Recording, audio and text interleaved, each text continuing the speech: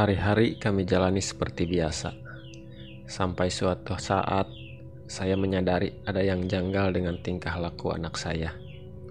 Saya mulai sering melihatnya mengobrol sendiri di kamar, loncat-loncat di kasur sambil tertawa seperti ada yang menemaninya bermain.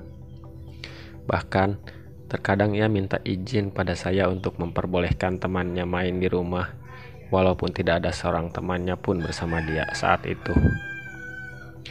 Pada awalnya, saya menganggap hal itu biasa saja, karena yang sering saya dengar, setiap anak terlahir dengan pendamping. Tapi lama-kelamaan, ada rasa khawatir dan takut terjadi sesuatu yang buruk pada anak saya. Akhirnya, pada suatu kesempatan, tepat pada saat ia sedang bermain bersama temannya, saya menghampirinya dan bertanya, "Dede lagi main sama siapa?" Ia menjawab, "Temen Dede." Saya bertanya lagi, "Siapa namanya? Cewek atau cowok?"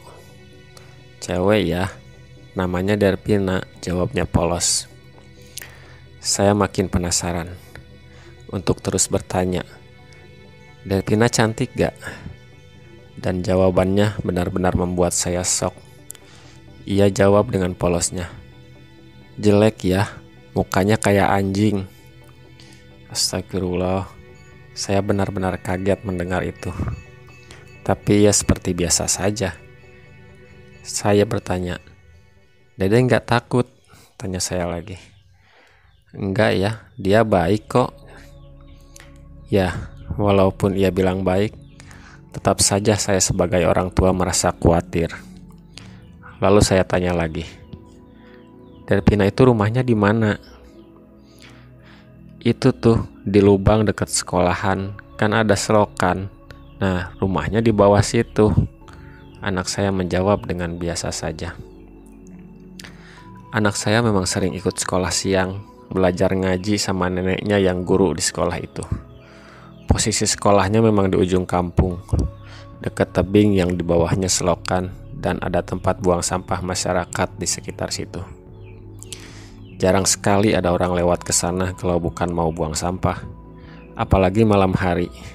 Kalaupun ada perlu ke kampung sebelah, masyarakat lebih memilih jalan memutar yang lebih ramai walaupun agak jauh.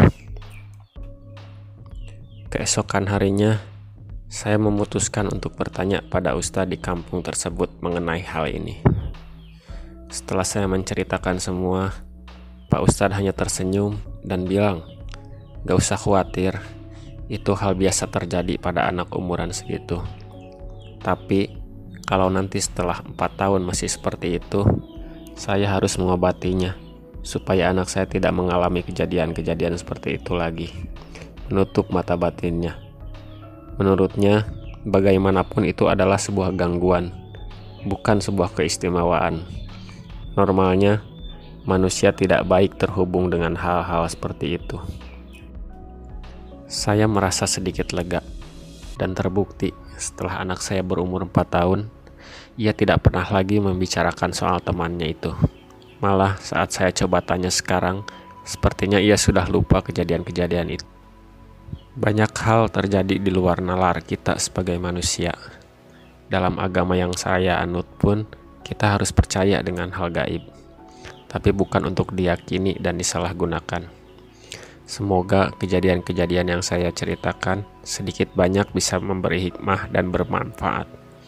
Akhir kata, terima kasih sudah menyempatkan waktu untuk mendengar cerita saya. Semoga kita berjumpa lagi di lain waktu. Wassalamualaikum warahmatullahi wabarakatuh.